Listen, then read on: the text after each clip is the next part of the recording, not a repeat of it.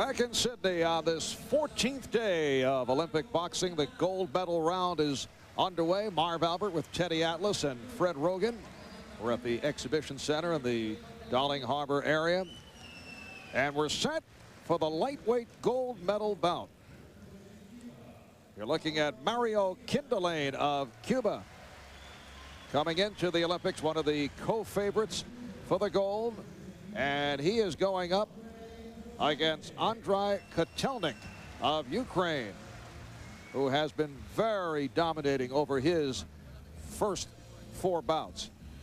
Earlier, as you saw, Cuba, with 4 of their boxers in the finals, did win a gold in the bantamweight. Guillermo Redondo taking the gold, and now Mario Kindelain will get a shot.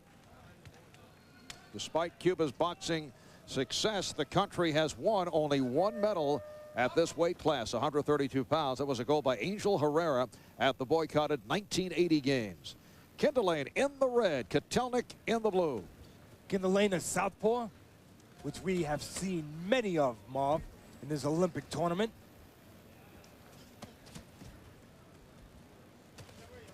Kotelnik has been a very high-scoring boxer through his first 4 bouts, accounting for 76 points over the 4. That's an average of close to 20 per contest.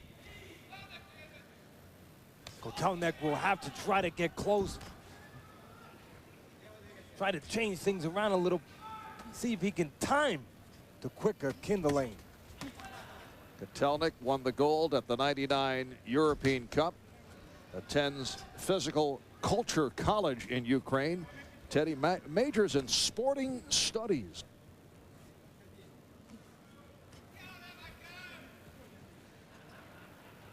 It's a 2-0 lead for the Cuban, Kindelain. And a caution for hitting below the belt called on Kindelain. Kotelnik needs to start using that jab, taking steps, trying to make something happen, trying to get into range on the taller southpaw Kindelain and the quicker Kindelain. Because right now, if Kotelnik just stays on the outside, he'll be peppered, he'll be picked apart by the faster Kindelain. Kindelain showing his speed in this first round. In the semifinals, he demonstrated his superb boxing skills. He defeated Alexander Maletin of Russia, taking over in the 3rd round, and won at 27-15.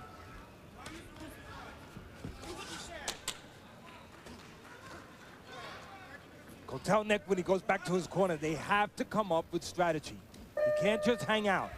If he just hangs out as he did this past round, he will get taken apart by the very quick Kindelain. Kotelnik needs to have a plan. Start closing the gap a little bit, going to the body, slowing down Kindelain some way.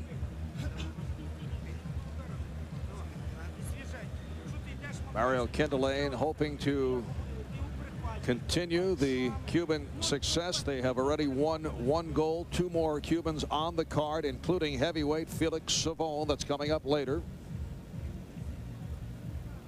Kindelain, you can see there, has Kotelnik defensive. Kotelnik just stays defensive, stays on the outside. The fast hands of Kindelain will keep him there for 4 rounds. Mario Kindelain, longtime member of the Cuban team, but has only the past couple of years moved into the top spot among Cuban lightweights and has made it to this final round. Kotelnik is probably going to have to gamble, take chances. He's going to have any aspiration to walk out of this ring with a gold medal. When it comes to ability, the upper hand goes to Kindelain. And a good right hand scoring for Kotelnik. First point of the bout. And obviously Kotelnik's game plan has changed. I mentioned earlier that he had been scoring points. Obviously it depends on the quality of the opposition that you're facing. A different story here today against Kindelain. Yes, Bob, the quality of the opposition and the style. This is a difficult style for the slower Kotelnik. He has a fast man, a man who can use the ring in Kinderlane, and a man who counterpunches very well when you try to walk in. That can be discouraging to being aggressive. That's a low blow caution for the second time against Kinderlane of Cuba.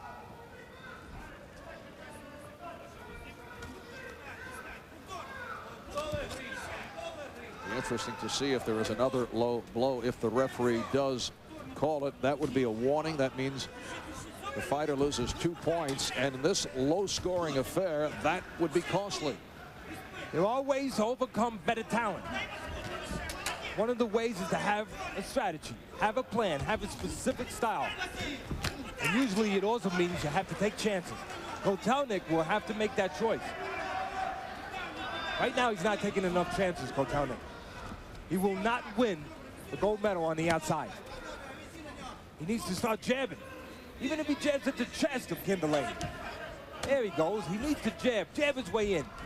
But he will need 2 jabs to get on the moving, to get in on the moving Kinderlane. Well, Kotelnik is keeping this as a pitcher's duel. It's a 3-2 lead for Mario Kinderlane. Both these boxers have been piling up points in their previous bouts. But Kotelnik did show some signs in the second round.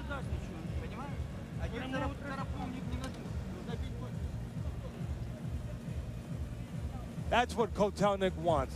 He wants Kinderlane to reach where he can counter with the right hand, as he did right there. And that's the punch that most coaches want their proteges to throw against the southpaw like Kinderlane. Coming up tomorrow, the remaining 6 gold medal bouts, which will include 2 Americans, featherweight Rocky Juarez out of Houston, light welterweight Ricardo Williams Jr. from Cincinnati. Williams coming off the spectacular win yesterday over the Cuban, Diogenes Luna. And later on, heavyweight Felix Savon going up against the Russian Sultan Ibragimov.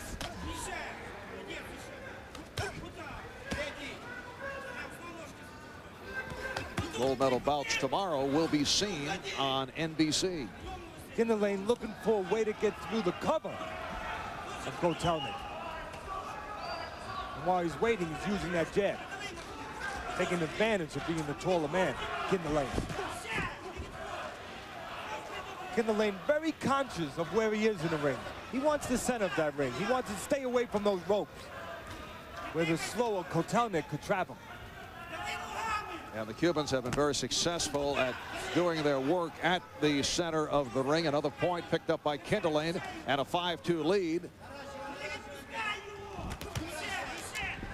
Right now, Kinderlane is taking what's given to him, using that counter right hook, which can be the most effective, dangerous punch for a southpaw. And the corner of Kotelnik has been cautioned. A little too much chatter coming from that area. You notice Kinderlane drops his hands every once in a while, Mark, but he does it from a safe distance. And Kotelnik able to take advantage. A rare scoring point for Kotelnik. Kotelnik knows what his limitations are. He's not as fast as the man in front of him.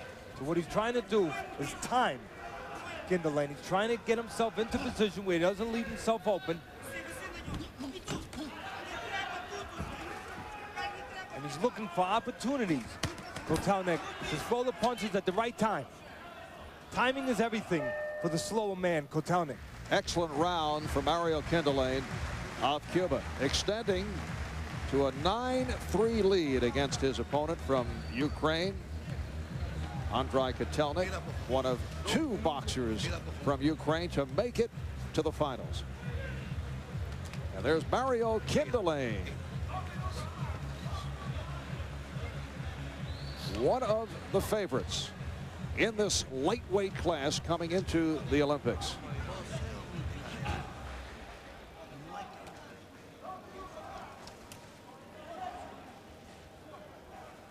There's the faster hands and the combinations from Kinderlane. and then getting out before Kotelnik could get set. Again, Kinderlane getting his punches off, scoring, getting out, and looking for counter opportunities. Kinderlane, one of the veterans on the Cuban team at 29 years old. In fact, you look at his resume back in 1989, he fought Felix Trinidad. And Trinidad was an amateur, and Kinderlane broke his arm during the bout, but hung in, continued anyway, and lost the fight. That is what you would call the temperament of a fighter. 9-3 lead for Mario Kinderlane of Cuba in the red. And in the blue, Andrei Kotelnik of Ukraine. You mentioned Kinderlane being one of the veterans, 29 years old. Kotelnik only 22 years old. There were a lot of older members on the Cuban team. It's no mystery. Communist country, they do not turn pro. They recycle their guys. They stay amateur. They're professional amateurs. A lot of the other countries will always be younger, Mark. Always, especially the Americans. Because once they go to one Olympics, they go pro. They do not hang around for a second, third Olympics like some of the Cubans do. And Felix Savon, 33 or allegedly 33. We've seen varying ages. Suddenly he has become 29, according to the Cubans, because they'd like to see him still eligible for the Olympics in 2004. Kinderlane feeling very confident, able to get his shots in, has that 13-4 lead. Time running out on Andrei Kotelnik. Kinderlane feeling very confident. That's why he was dropping his hands. He knows he's at a safe distance. He's not leading. He doesn't have to lead with his punches too much because he's ahead in the fight. And when you're not leading, when you're not coming forward, you can keep your hands down sometimes. When you're coming forward, they must be up. When you're laying back, you can drop them a little bit, look to counter. Let your opponent take the risk. In other words, control the range, control the distance. And that's exactly what Kinderlane did. So Cuba has won a second gold medal. Mario Kinderlane taking the gold in the lightweight division.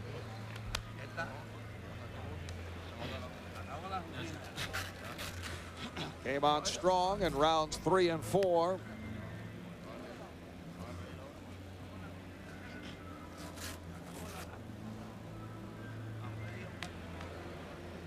Andrei Kotelnik of Ukraine.